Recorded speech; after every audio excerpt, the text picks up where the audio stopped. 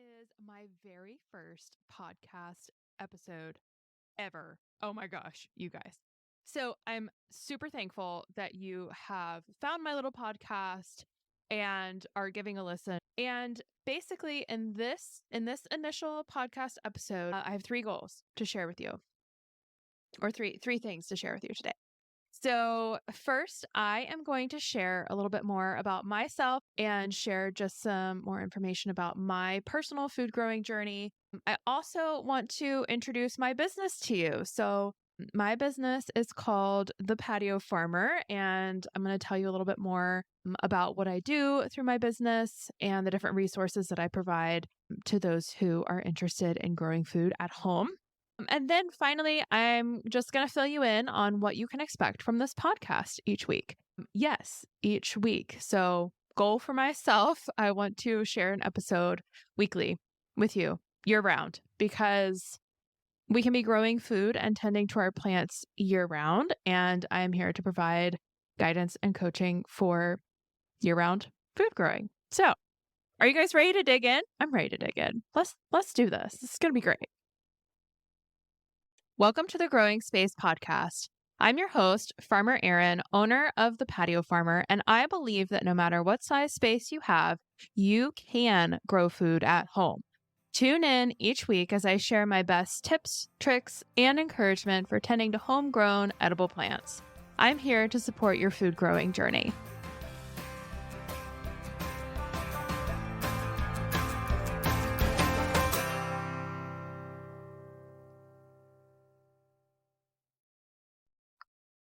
Okay, so who am I? Who is this chick who is starting this podcast talking about growing food at home?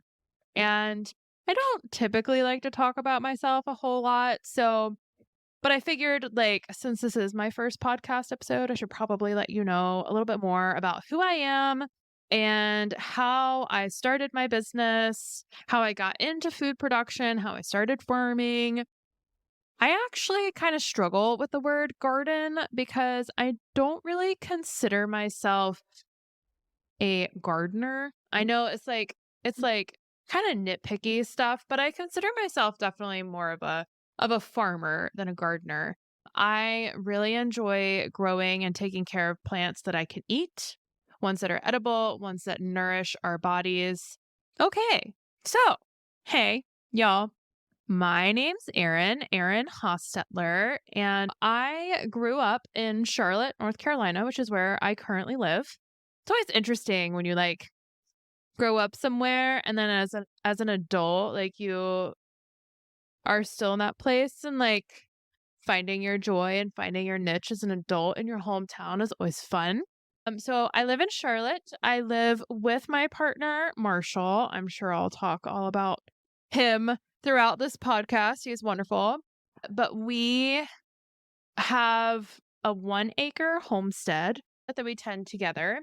I've got about 9 raised beds in my backyard. Even though we have an acre, I still grow mainly in raised beds and containers. I just love growing in raised beds, and I grow a lot of things in containers as well, as you might imagine, someone who goes by the name the Patio Farmer. But yeah, I've got 9 raised beds in the backyard. I can't even tell you how many containers I have. If I was to guess, I would say around 50 different containers. And I grow mainly perennial plants in my containers, which I'm sure I will do a whole podcast on at some point, whole podcast episode on growing perennials in containers. And I have a backyard greenhouse, which was, y'all, the way that I managed through the pandemic and 2020, the year of our Lord 2020, was by buying tropical citrus plants. I got a lot of them that year, a lot. And here in Charlotte, we are agricultural zone 7B/8A. We're just barely too far north to be able to keep our citrus and tropical plants alive outside year round. So I bought all these like tropical citrus plants in 2020 and then fall came and I was like, "Oh crap. You need you need a winter home. What am I going to do? You can't all come live inside my home with me. Like you need your own home." So I got a greenhouse and the main function of my greenhouse is just as a winter home for those. So anyway, I have a greenhouse. I have 3 different composting systems. I have a traditional compost pile that's very passive. I have a compost tumbler, which I love. And I have a little vermicomposting system, which I am just obsessed with. My little wormies. They're so cute. I also have 2 beehives in the backyard and a flock of backyard chickens. We used to have goats. Yeah, 3 little baby goats. They were so sweet and precious, but we recently had to rehome them, but it's okay. They're living their best lives on a massive, beautiful piece of property close by. So I can go visit them anytime I want. So, yeah, that's what I have going on at home. And then I work with clients all across the Charlotte area who are interested in growing food at home or at their businesses. I actually work with some business clients here locally, but most of my clients are individuals who want to either put in raised beds or container gardens or what have you in their backyard. So how did I get into all of this and how did I start this business and which led to starting this podcast, which, hey, thanks again for tuning in to my first ever episode. So I often get asked, "Oh, well, did you grow up on a farm?" And the answer is no. No, I did not. But I grew up in the suburbs, definitely not on a farm. We'll just say that. As a child, I hated doing yard work. Yep. So when I told my parents that I was going to go work on farms, I'm pretty sure, like, I remember them giggling and chuckling a little bit and kind of like raising their eyebrows, being like, "Really? You are going to go work on a farm?" "Yes, I am, mom and dad. Watch me go." So anyway, fun fact, hated yard work. Now I'm a farmer. Oh, life. What a journey. So grew up in the suburbs. You know, went through school. I have a bachelor's degree in Spanish and global studies from Appalachian State University, which is in Boone, North Carolina. If any of y'all have been through Boone, precious mountain town, wonderful place to go to school. I made so many great friends. I learned so many things. I actually studied abroad in Spain too. My junior year, I lived in the south of Spain in Seville with one of my good friends who's just wonderful, Carmen. We were able to go back to Spain last fall for her wedding, which was just so wonderful and nice. Oh, I miss her and I miss Spain. Oh, anyway. So, yeah, got my bachelor's degree, and then, you know, I feel like this is a shared like life experience for most millennials. There I go. I'm dating myself. I am a millennial. Hello. So, most of us millennials, like when we were getting ready to graduate with our undergraduate degrees, a lot of the entry level positions that we were finding, it was like, okay, well, you actually need like 3 years of work experience for this entry level position, or you need a master's degree. And so, as I was preparing to graduate, I was perplexed. I was like, okay, well, how am I supposed to get this entry level job when it's telling me that I actually need experience that I don't have or a master's degree? So I decided to go get my master's. And I promise this whole like story is relevant and important to why I am doing what I do now. So I went and got my master's degree. So my undergraduate degree was in Spanish and global studies. Really wanted to go into international development, international aid. And I was also like really in love with the idea of living in Europe. I loved my experience in Spain and I wanted to go back to Europe. I knew I did not want to go back to Spain at the time, and I only speak English and Spanish. So my options were a little limited, just in terms of like where I could go. But I found a program in the UK and studied at King's College London for a year, getting my master's in global ethics and human values, which was an incredible opportunity, y'all. Like, such an amazing experience. I learned so much, and my degree was philosophical in nature, right? So we studied all of these massive global issues and then reframed them and made sense of them just from a philosophical perspective. So I wrote my dissertation on the human right to food and how by us human citizens of nature are not mitigating the effects of climate change, we are actually violating our own human right to food. So enter food and the food system. After I got my master's, I was super interested in working in international food policy. But I had this realization. I was like, Erin, you have all the best intentions, but you've been in a classroom for like the last 15 years of your life. Like, what practical hands-on experience do you have working within this food system in which you want to create change? You have none. You have none. And this does not make you a good candidate for making change. So you need to go get some food system experience. So off I went.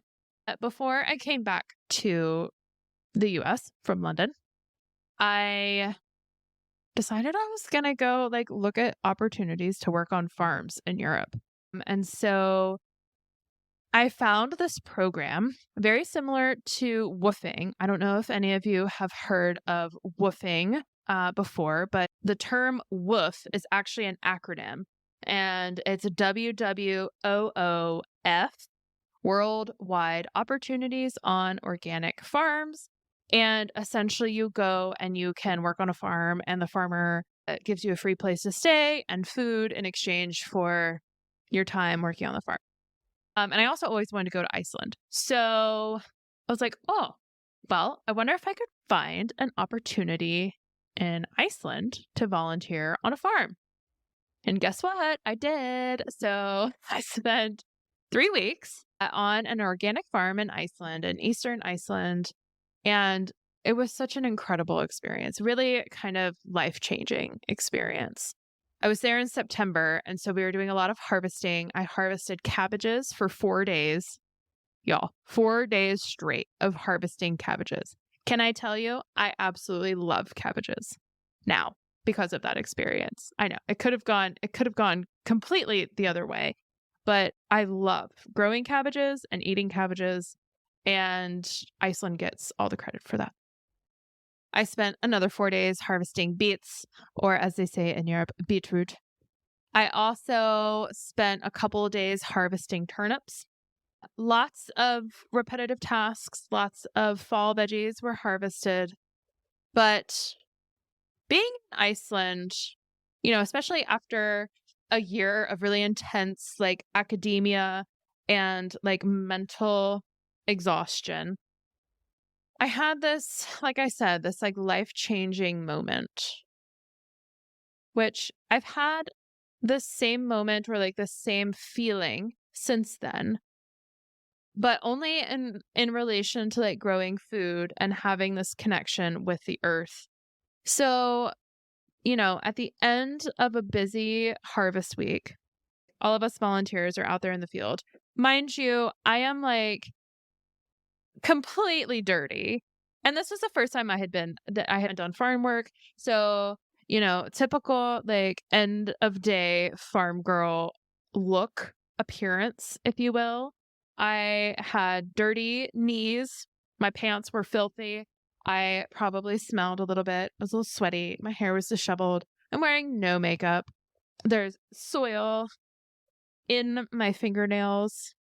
Like, which was a very new experience for me at the time.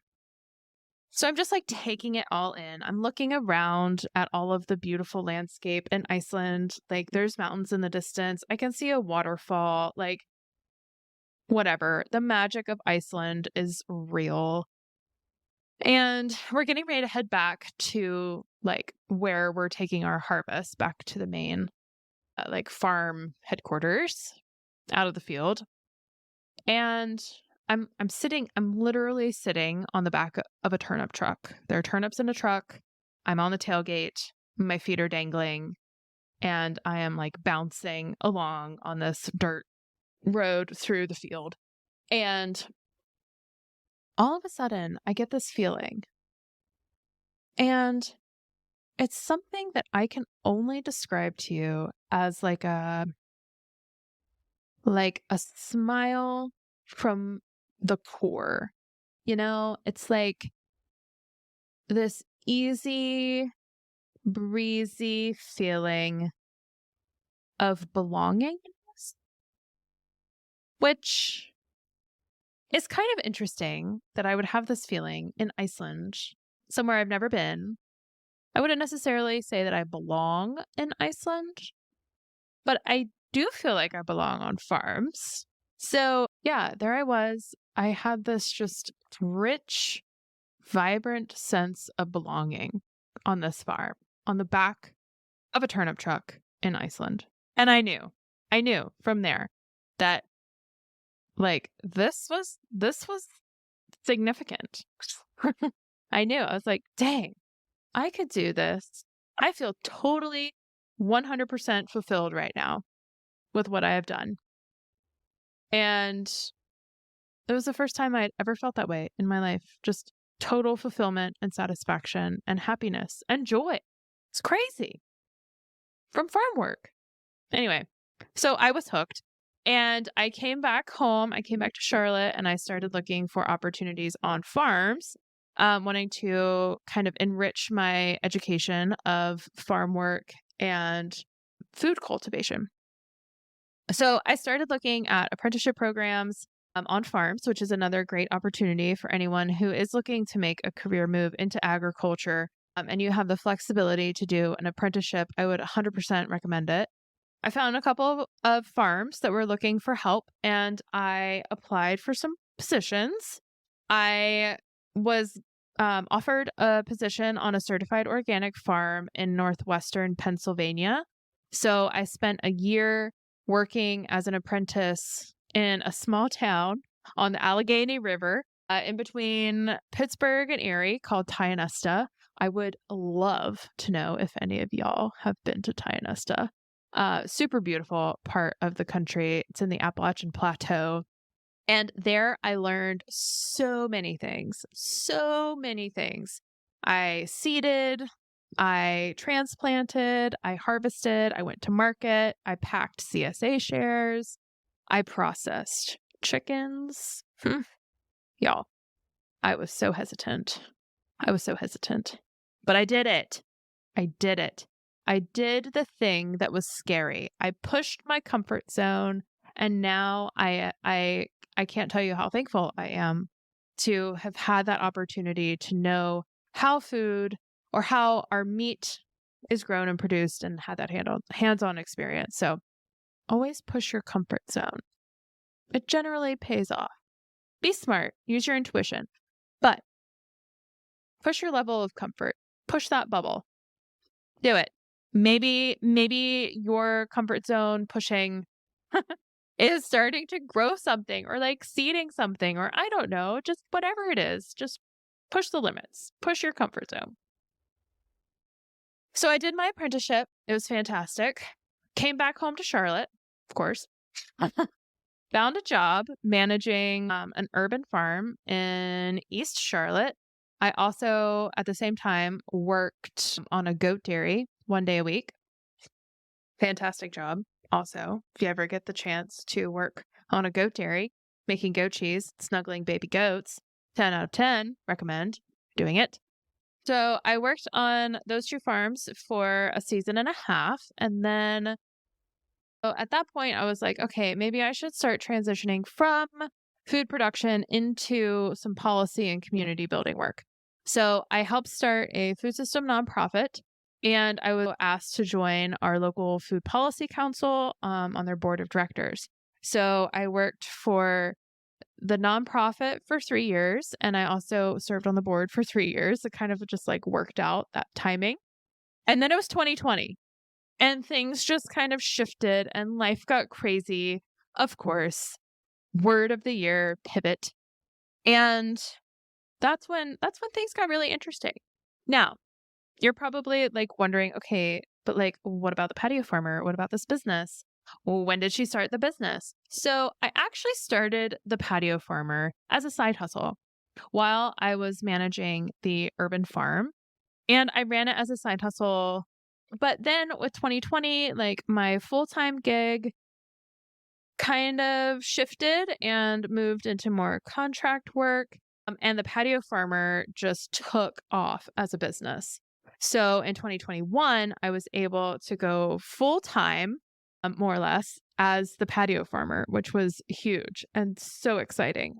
And ever since then, I've just been like, it's just the roller coaster of all the magical things that come with running your own business.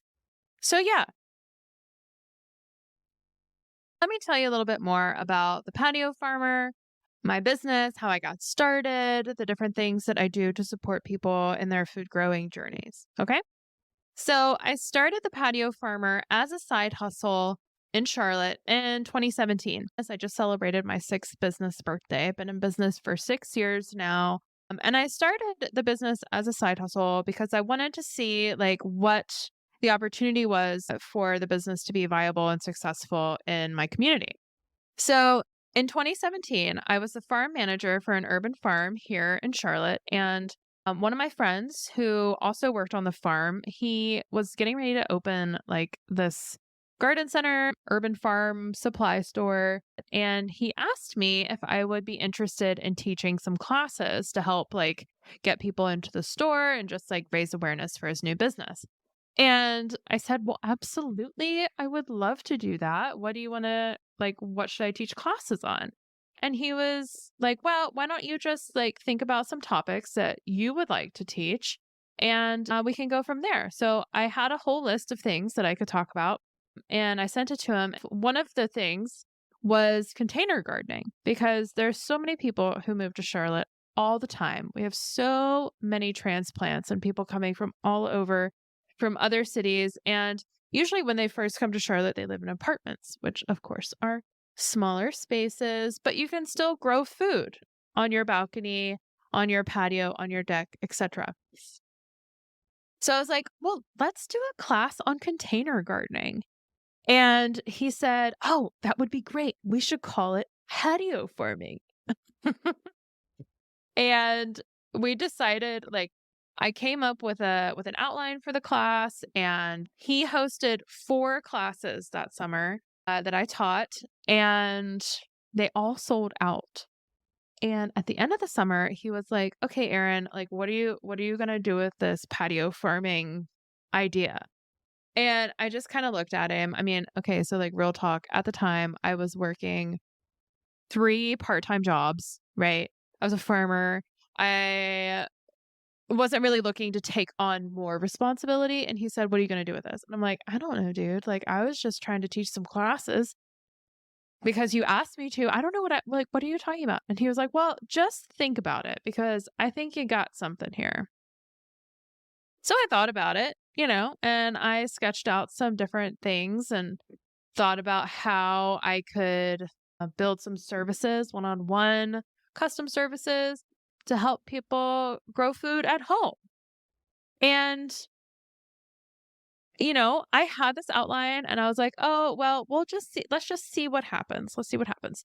So I launched the business in July of 2017, right smack dab in the middle of summer. And I practiced on a few friends to like build my initial portfolio. Huge shout out to those first lovely little guinea pigs of mine. Y'all are awesome. Love you. Some of you are super near and dear friends to me to this day. And so I launched the business and I have 3 core services that remain true to today. So I provide consultations, installations, and maintenance services to people who want to grow food at home. And I've added some things, I've taken away some things throughout the years, but that's really still my core service as I provide consultations, installations, and maintenance services. And I started a monthly subscription program, which you'll learn about a little later on in the podcast. But it's called Plant Club and it's fantastic. I'm absolutely obsessed with Plant Club. Everybody should be in Plant Club because it's the best. But basically, every month, members learn how to grow one specific crop together. And there's different levels to join. But like I said, you'll learn more about that. No worries. I also send out a weekly newsletter and talk about, different seasonal considerations, things that you should be doing in your growing space in a easy to digest format. And also in my newsletter, I have a whole forecast section where I tell you the things that you can be growing. You can be planting or seeding right now, depending on the time of year. So yeah, that's the Patio Farmer in a nutshell. I'm sure I will share even more about the services, and I've got a couple of ideas for new things that I want to implement in 2024. So stay tuned for some new offerings that will be available not only to people in Charlotte, but also people who, live in other parts of the country, other parts of the world. I'm trying to create services and resources that are applicable to those who don't just live in the Southeast. So stay tuned for those. But yeah, that is the Patio Farmer.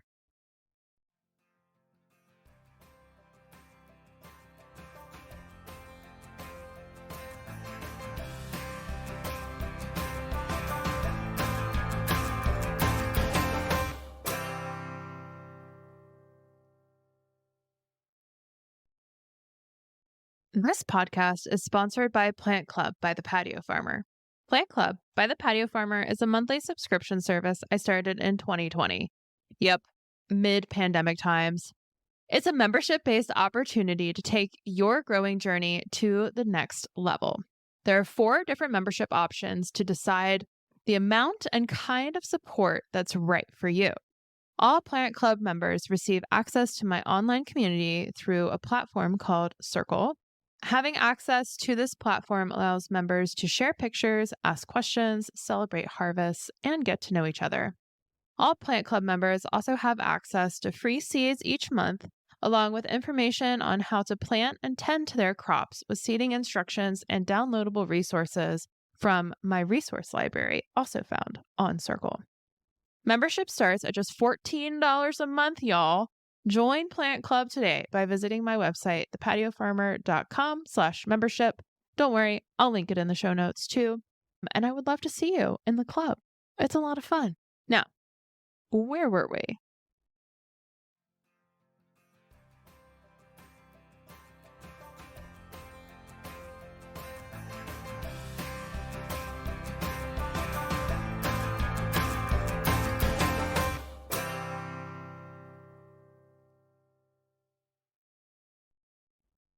Okay, so what all can you expect from this podcast?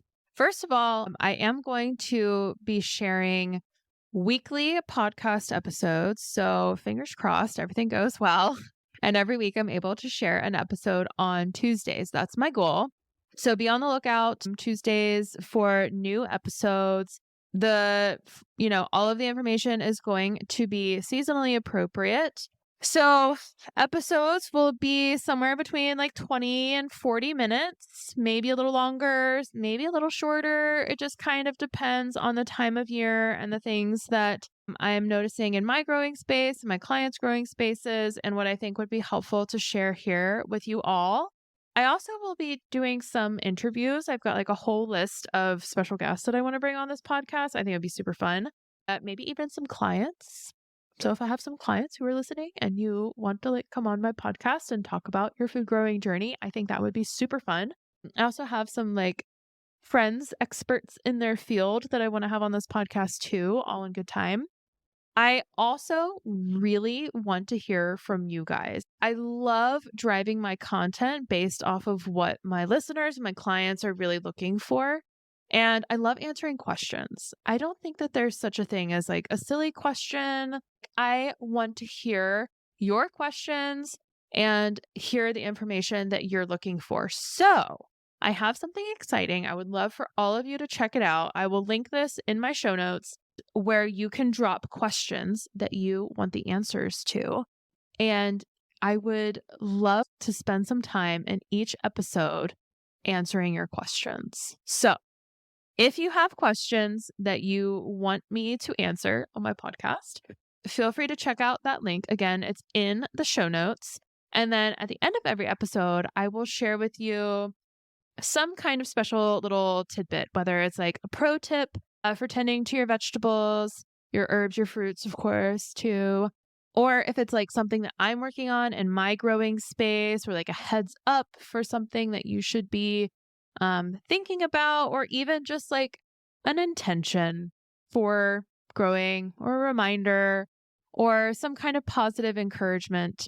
We all need positive encouragement sometimes, and like affirmations, and a little virtual pat on the back. So yeah, that's kind of what I've got for right now. I'm sure that things will evolve and change as they always do, right? That is what I've got to share with you today. I am so glad that you listened to this episode. Thank you. Thank you for taking the time. Thanks for finding it. Thanks for listening to me tell you about myself and my business and my podcast, my newest project. Next week, we're going to do a big deep dive into all things fall plants. We'll go through the different things that you can grow in the fall and some different, tasks and things to keep just top of mind. Yeah. Okay. So, time for your fun plant fact. This is actually really cool. And I had no idea that this was a thing until I started growing food on farms. Did you know that the broccoli that we eat and the cauliflower, even cabbages and Brussels sprouts, they are the bud of their plants? And if we didn't harvest them, they would actually bloom, y'all. They would bloom. Usually like bright yellow flowers, but yeah, they bloom. Isn't that fun? Oh my gosh. So go eat your flowers. Go eat some broccoli. Okay, y'all. Thanks for tuning in. I really appreciate you. I think you're great. Thanks for sharing your growing journey, and definitely tune in next week, okay? I've got lots of great content all about fall, and I will link some more information in the show notes for you guys.